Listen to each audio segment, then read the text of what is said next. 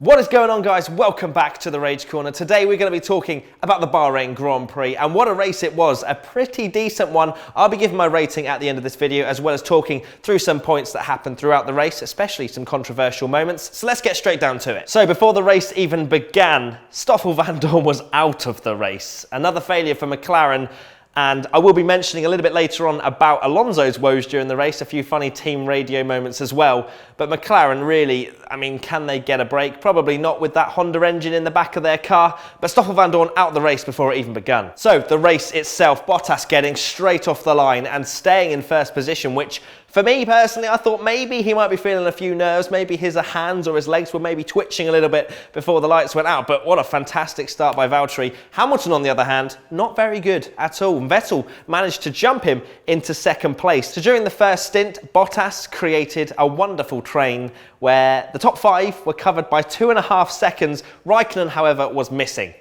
He's been missing for quite a while. We've seen that quite funny picture of him kind of walking in the desert. He's just a living meme, isn't he, really? But the guy really was lost this weekend as well. And Ferrari probably are going to start to ask even more questions, because there has been reported that Raikkonen and Ferrari have been having chats as to why he's been off the pace. But again, he was nowhere this weekend. Max Verstappen was running quite happily ahead of his teammate Daniel Ricciardo until he had that brake failure just after pitting. I thought potentially it might have been a wheel nut loose or something, but nope, went straight into the wall. He said it was a brake failure, so we have to take that as kind of fact. I'm not sure if it was or not. He did lock up a little bit on his front right, but straight into the wall. We couldn't stop the car, so it did seem like a brake failure. So that was a shame for him, because maybe he would have been there or thereabouts with Raikkonen, but who knows. Ricciardo, again, there or thereabouts, kind of seemed a little bit slower than Verstappen in the race until obviously he DNF'd. But Ricciardo, a kind of a lackluster 5th place in the end. Right, let's talk about Carlos Sainz and Lance Stroll. This might be a controversial discussion in the comments. It might not. But I was sat there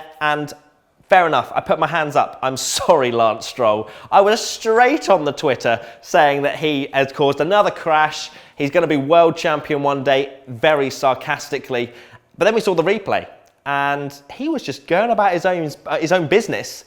And then Carlos Sainz, flipping dive bomb of the century into turn one. I think that Lance Stroll was completely blameless for that. And Carlos Sainz, although coming over the team radio going, oh no, I didn't mean to do it, he definitely left it far too late into that braking point, and Lance Stroll was just a passenger in that situation. So after that incident, the safety car came out, and Vettel, who was quite funny actually. I do really like Vettel. I didn't used to like him at all in his Red Bull days, but it seems like he's got a little bit more funnier, a little bit less hateable, if that's a word.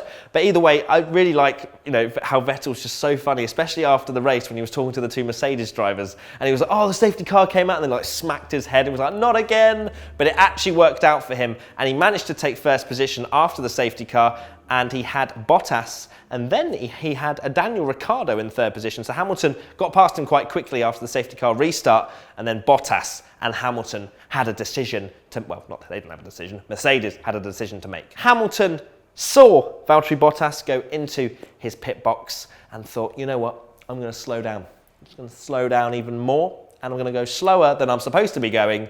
And he was just holding Daniel Ricciardo up behind, and it was quite bad from Daniel's point of view, just seeing Hamilton just slow, and even slower, as like he was just clearly, Hamilton was waiting for Bottas to get out the pits, and then he could go straight back in and stay ahead of Ricciardo. He didn't, and still got slapped with a 5-second penalty, which I think was completely fair and stonewall, to be honest. There's not really any discussion in my mind. What do you think? We have the discussion point of the video.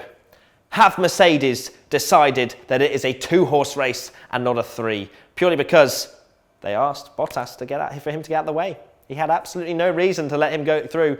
Hamilton was quicker, fair enough, but we're only 3 races into the season, and already Mercedes are doing team orders. It's only boding one question, that Bottas has signed a contract that says, yeah, okay, I'll be number 2 driver if I can go in a really fast car and get loads of podiums, and maybe some wins if Hamilton and Vettel slip up. But right now, it does look like a 2-horse race. I'm not going to lie, Raikkonen's nowhere. Bottas is being labelled as the number 2 driver. Is it ever a race in 2017, or the last few years actually, where Alonso comes over the team radio and doesn't complain? And he has every right to complain. He was saying that he's never raced a car with less power. And can I just put this thought in your heads? He used to drive a Minardi, And he says that this McLaren has the least power of any car he's ever driven. I do feel so sorry for him, but I do, every time I see Alonso and the team radio icon come up, I get my popcorn and I'm ready, because it is so funny to listen to him. But at least he's got IndyCar to look forward to, right? Can we just hype up the retiree Felipe Massa? This guy, he was thinking that he'd be on a beach somewhere probably at this point. And now he's back in Formula One in more testing cars, 6G, 6.5G, whatever they're pulling around some of these corners. Yet he just rocks up and finishes P6. He was in P4 for some of the time. I was like, this guy is balling. He's beaten Raikkonen at one point and was battling him. That guy is putting the car so much higher than maybe it deserves to be. But at the same time, Lance Stroll isn't a great comparison. But still, shout out to Massa. There was a double points finish for Force India again. Perez, great drive from him in P7. And Esteban Ocon, our man again, finishing in P10. He loves a P10, this guy. Just dropping points left, right and centre. But yeah, Force India, the car, pink, is doing well. So it's time to rate the race. So the reason I'm giving this race a 7 out of 10, because it was really good to watch. And I kind of measure the race rating on the fact of how much I'm on my phone and how much I'm actually watching the race. For example, when I was at the WEC, I was really enjoying it because it was a new experience and I loved it and I wasn't really on my phone that much. Whereas for the Bahrain Grand Prix, a little bit of a dabble, but it was really good. It was great to see that there was so much strategy involved again. Hamilton catching Vettel at the end, a lot of overtakes as well. DRS doesn't seem to be that bad.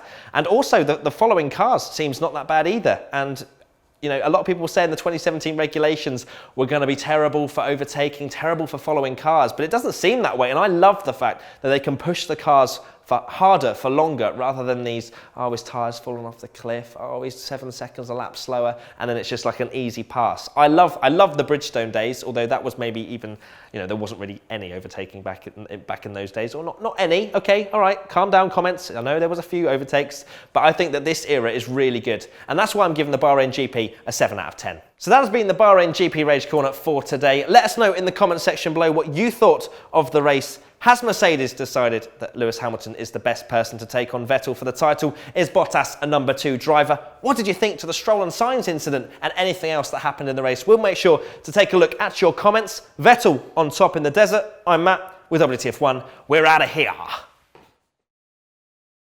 Welcome. It is day 3. We're at Silverstone. As you can see behind me, it's the 2012 Renault car, and I am going to drive that later today. There's going to be a bit of warm-up beforehand, but Nico Hülkenberg actually just went out and did a couple of laps as well just a minute ago, and we saw it in all its glory, and the noise, oh my days.